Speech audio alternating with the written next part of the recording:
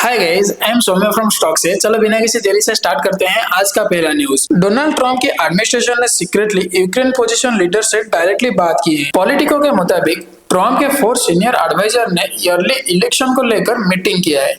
ये move president Zelensky को power से हटाने की स्ट्रेटेजी का एक हिस्सा हो सकता है। अगर इलेक्शन होते हैं तो यूक्रेन का लीडरशिप स्ट्रक्चर पूरा चेंज हो सकता है। इसका इम्पैक्ट जियोपॉलिटिकल स्ट्रेटेजीज और ऑनगोइंग रशिया यूक्रेन कॉन्फ्लिक्ट पर भी पड़ेगा। इसी के साथ अगर हम नेक्स्ट न्यूज के बारे में बात करें तो पुतिन ने यूक्रेन के खिलाफ अपनी पोजीशन और स्ट्रॉन्ग कर दिया है। उन्होंने फ्रेंच प्रेसिडेंट इमैनुअल मैक्रोन के ईयू न्यूक्लियर सील प्रपोजल को डिसमिस कर दिया। पुतिन ने कहा है कि यह स्ट्रेटेजी काम नहीं करेगी और पास्ट कॉन्फ्लिक्ट की याद दिलाएगी। रशिया अभी भी वेस्टर्न मिलिट्री इन्फ्लुएंस को अपोज कर रहा है। नाटो और ईयू लीडरशिप डेवलपमेंट पर क्लोजली नजर बनाए हुए हैं। इसी के साथ अगर हम नेक्स्ट न्यूज के बारे में बात करें तो सेबी चीफ तुहिन कांता पांडे ने डोमेस्टिक और फॉरेन इन्वेस्टर के इंपोर्टेंस को हाईलाइट किया है। उनका कहना है कि कैपिटल मार्केट पार्टिसिपेशन से इंडिया का इकोनॉमिक ग्रोथ स्ट्रॉन्ग होगा। ग्लोबल वेल्थ समिट 25 में उन्होंने कहा है कि स्टेबल रेगुलेशन और मार्केट ट्रांसपेरेंसी इन्वेस्टर कॉन्फिडेंस बढ़ाने के लिए जरूरी है। सेबी अब नए पॉलिसीज रिफॉर्म पर काम कर रहा है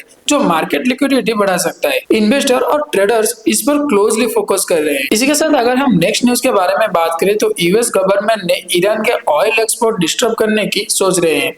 प्लान ये है कि शिप्स को सी पर ही स्टॉप किया जाए ताकि तेहरान का रेवेन्यू इंपैक्ट हो। लेकिन ईरान के पास स्ट्रेट ऑफ हॉर्मुज का कंट्रोल है जहां से 40% ग्लोबल ऑयल सप्लाई पास होता है। अगर यूएस कोई एक्शन लेता है तो मिडिल ईस्टर्न टेंशन और बढ़ सकता है। ग्लोबल इकोनॉमिक्स और एनर्जी मार्केट्स इस डेवलपमेंट पर क्लोजली नजर रखे हुए हैं। इसी के साथ अगर हम नेक्स्ट न्यूज के बारे में बात करें तो डसल्ट एविएशन के सीईओ ने कंफर्म किया है कि नागपुर में फाइटर जेट मैन्युफैक्चरिंग स्टार्ट होने वाला है। ये प्रोजेक्ट रिलायंस इंफ्रा के आर्म के साथ ज्वाइंट वेंचर के अंडर होगा। इस इनिशिएटिव से इंडिया का डिफेंस सेक्टर और भी ज्यादा स्ट्रांग होगा और नए जॉब अपॉर्चुनिटीज क्रिएट होंगे। ये मूव मेक इन इंडिया के अंडर एरोस्पेस इंडस्ट्री को सपोर्ट करेगा। इन्वेस्टर रिलायंस इंफ्रा के फ्यूचर ग्रोथ को लेकर ऑप्टिमिस्टिक है।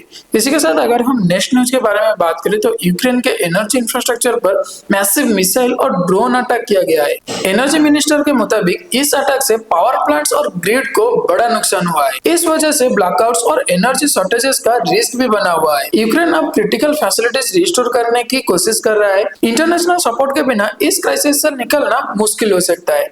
इसी के साथ अगर हम नेक्स्ट न्यूज के बारे में बात करें तो ट्रंप ने इंडिया और कनाडा को हाई टैरिफ्स नेशन का डिक्लेयर किया है। यूएस गवर्नमेंट इंडिया के ऑटो टैरिफ्स को 0 पर लेना चाहता है और ट्रेड डील पर काम चल रहा है। रिपोर्ट्स के मुताबिक इंडिया गवर्नमेंट ने फरवरी में डोमेस्टिक कार मेकर्स के साथ टैरिफ्स रिडक्शन डिस्कस किया था। अभी तक इंडिया इमीडिएट 0 टैरिफ्स पर एग्री नहीं हुआ है, लेकिन कुछ और रिलैक्सेशन कंसीडर हो रहे हैं।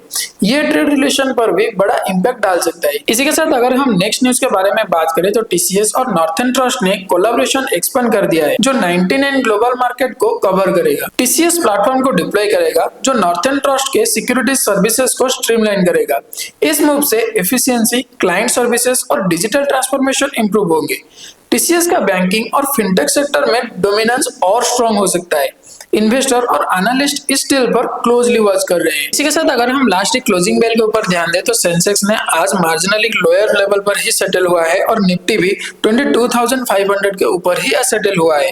रेल में 3% का अप मूव और जोमेटो में 3% का डाउन मूव देखने के लिए मिला है। तो ओवरऑल ये था आज का न्यूज अपडेट। अगर आपको हमारे वीडियो अच्छा लगा हो या फिर कुछ भी इंफॉर्मेटिव लगा हो तो आप हमें लाइक करें, शेयर करें और सब्सक्राइब करना मत भूलें। तब तक के लिए हम रहते हैं और मिलते हैं एक नए एपिसोड के साथ।